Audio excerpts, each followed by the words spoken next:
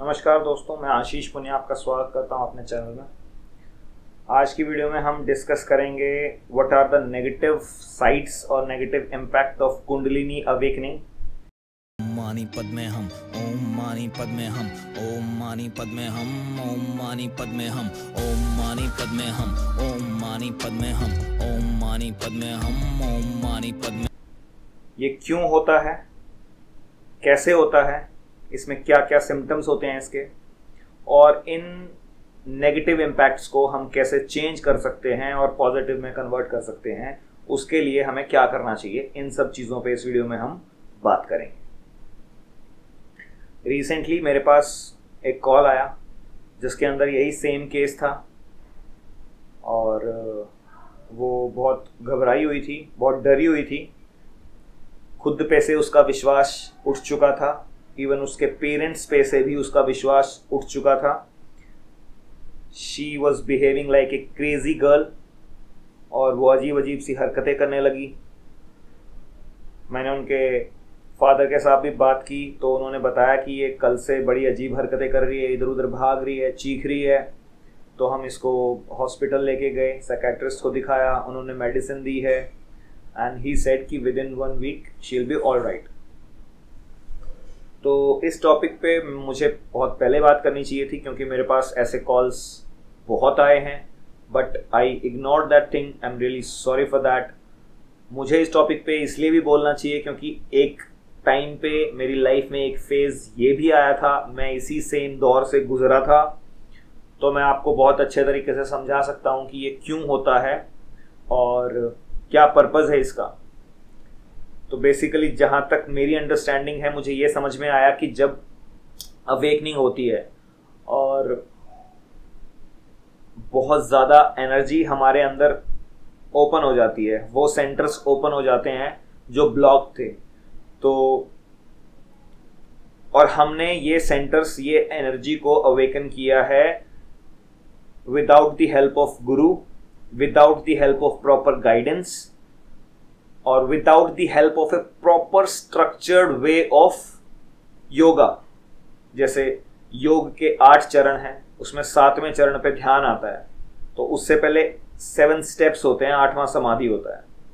तो जो इस स्टेप से नहीं जाता है और जो अपने आप ही सब कुछ करता है, अपने आप ही ध्यान में लग गया या फिर मंत्र जाप बहुत ज़्यादा कर लिया या फिर बहुत ज़्यादा विपासना कर लिया, तो बेसिकली जो सीधा ध्यान की तरफ चला जाता है उसकी बॉडी में इतनी ज़्यादा एनर्जी ओपन हो जाती है कि उसकी बॉडी और मेंटली वो इतना सक्षम नहीं होता है उस एनर्जी को संभालने के लिए। यही सेम केस मेरे साथ था।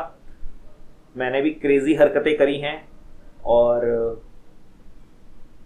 मतलब बेसिकली ये था कि मैं अवेकन हो रहा था बट वो एनर्जी मुझसे संभल नहीं रही थी और वो किसी से भी नहीं संभलती है। वो आपसे अजीब अजीब चीज़ें करवाती है, अजीब अजीब चीज़ें आप बोलते हैं, आपको हर किसी पे शक होने लगता है और आप बेसिकली हर किसी को, ये हो इसलिए रहा है that you are not limited to a physical dimension at that time. तो आप फिजिकल के परे का देख पा रहे हैं। अगर कोई गुरु होगा तो वो आपको बताएगा कि बेटा तेरे को बाहर की चीजें दिख रही हैं, सुनाई दे रही हैं, तो उनके पीछे ये कारण है, तेरे को ये करना है। बट अगर लेट्स से किसी के पास कोई गाइडेंस नहीं है, मेरे पास कोई गाइडेंस नहीं थी, कोई पर्सनल गुरु नहीं था, हाँ नॉन फिजिकल डोमेन से गुरु मुझे गाइड कर रहे थे, मेरे स्पिरिट गाइड्स मुझे गाइड कर रहे थे, भोलेनाथ मुझे गाइड कर रहे थे, मेरे पास कोई भी ऐसा फिजिकल गुरु नहीं था जो मुझे प्रॉपर गाइडेंस दे सके कि बेटा ये इसलिए हो रहा है, तेरे को यहाँ पे ये करना चाहिए। बौखला मत, अपने आपा मत खो, इस चीज का ध्यान रख कि सामने तेरे कौन है। तेरे पेरेंट्स से अगर तू बात कर रहा है तो तेरे को पता होना चाहिए ये तेरे माँ बाप हैं, इन्होंने तेरे को जन्म दिया है। हाँ, इससे पहले भी तेरे बहुत माँ बाप रहे होंगे, तू इस चीज को जान रहा है या जान चुका है, इस वजह से तू ऐसे शब्द बोल रहा है जो उन्हें हर्ट कर सकते हैं। इस वजह से तू सब वो हरकतें कर रहा है जो दूसरों को हर्ट कर सकती है। बट आपकी अवेकनिंग का मतलब ये नहीं है कि आपको किसी ने ये राइट नहीं दे दिया कि आप दूसरों को कुछ समझे ही ना और उनको आप पेन देना स्टार्ट कर दें। साधना के अंदर आपको सजेस्ट किया जाता है कि जो भी आपको एक्सपीरियंसेस हो रहे हैं या फिर जो भी आप जान रहे हैं वो सिर्फ आप अपने गुरु के साथ डिस्कस करिए, हर किसी के साथ डिस्कस मत करिए। इस दुनिया में बहुत से लोग आपका भला चाहते होंगे, पर पेरेंट्स इकलौते ऐसे हैं जो आपका भला ही चाहते हैं और कुछ नहीं चाहते। पर इस केस के अंदर जब ये कुंडलिनी अवेकनिंग होती है, नेगेटिव इंपैक्ट इसका जो एक इंसान के ऊपर आता है वो यही आता है कि उसे पूरी दुनिया दुश्मन लगने लगती है, खास करके अपने पेरेंट्स ही। अब उसने मुझे बोला कि ये मुझे ड्रग्स दे रहे हैं, दूध में मिला के, पानी में मिला के, खाने में मिला के। ऑब्वियसली जब आप दवाई नॉर्मल तरीके से नहीं लेंगे तो वो आपको कोई ना कोई डिफरेंट तरीका ढूंढेंगे आपको वो दवाई देने का, तो तब आपको उस चीज का भी सेंस। अब इस सिचुएशन के अंदर क्या होता है, आपके सेंसेस इतने ज्यादा स्ट्रांग हो जाते हैं कि आपको चीजों का पता लगने लगता है ऑटोमेटिकली कि हाँ इसमें कुछ मिलाया है, हाँ ये बंदा मेरे साथ इसका भाव ये है, ये मेरे से ये चीज जबरदस्ती करवाना चाहता है। आपको ये नहीं पता लगेगा कि वो आपके भले के लिए ही ये चीज करवाना चाह रहा है, बट आपको सिर्फ वो चीज सेंस होगी कि ये मेरी विल के अगेंस्ट जा रहा है, तो वहां पे चीजें नेगेटिव हो जाती हैं सारी की सारी।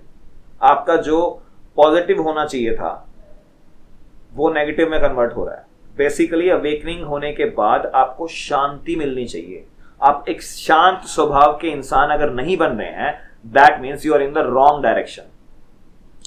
जब ये एनर्जी राइज करती है, सेंटर्स खुलते हैं, चक्रास अलग अलग खुलते हैं, तो आपके अंदर एक आक्रोश आ जाता है, आपके अंदर एक डिफरेंट टाइप ऑफ एनर्जी होती है जो बहुत प्रचंड होती है। अगर उसको सही तरीके से टेम करके सही तरीके से ऊपर नहीं ले जाया गया या फिर सही मार्गदर्शन आपको नहीं मिला, तो ये बहुत ज्यादा डिस्ट्रक्टिव हो सकती है आपके लिए भी और दूसरों के लिए भी, क्योंकि ये सबसे पोटेंट एनर्जी है इस प्लैनेट पे। तो बहुत सारी चीजों का ध्यान रखना होता है इस चीज के अंदर। सबसे पहली चीज क्या होती है कि आपको अपनी शांति नहीं छोड़नी।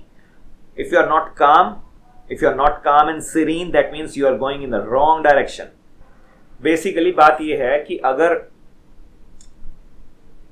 आप साधना कर रहे हैं, लेट्स से, ठीक है, आप ध्यान कर रहे हैं, आप स्पिरिचुअल चीजें कर रहे हैं, भक्ति भी कर रहे हैं, चैंटिंग भी कर रहे हैं, योग भी कर रहे हैं, proper guidance, let's say physical गुरु नहीं है, तो भी आपको पहली चीज ये देखनी है कि शांति मिलनी चाहिए, कामनेस होनी चाहिए। जिससे भी आप मिलो, हर किसी को आपसे शांति मिलनी चाहिए।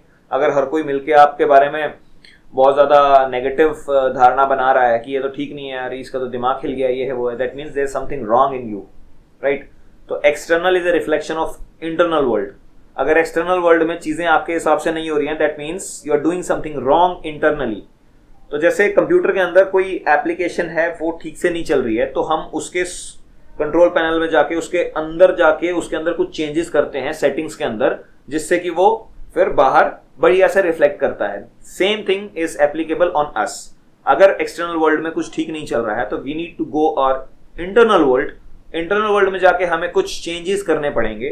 कुछ गलतियां हम यहां पे कर रहे हैं, उनको देखना पड़ेगा और उनको फिर रेक्टिफाई करना पड़ेगा, जिससे कि बाहर के वर्ल्ड में चीजें ठीक होने लग जाएं। अब आप बहुत ज्यादा फियर की फ्रिक्वेंसी में रह रहे हैं। अगर आपको ये लग रहा है कि मेरे घर वाले मेरे को मारना चाहते हैं, उसने ये बात बोली लिटरली, मेरे घर वाले मेरे को ड्रग्स देना चाहते हैं, दवाई देना चाहते हैं। आपके घर वाले आपका भला चाहते हैं, उनसे आपकी ये हालत देखी नहीं जा रही, इसीलिए वो आपको डॉक्टर के पास लेके जा रहे हैं, इसीलिए वो आपको दवाइयां दे रहे हैं, बट आपको ये चीज नहीं दिख रही है या फिर ये चीज गलत लग रही है।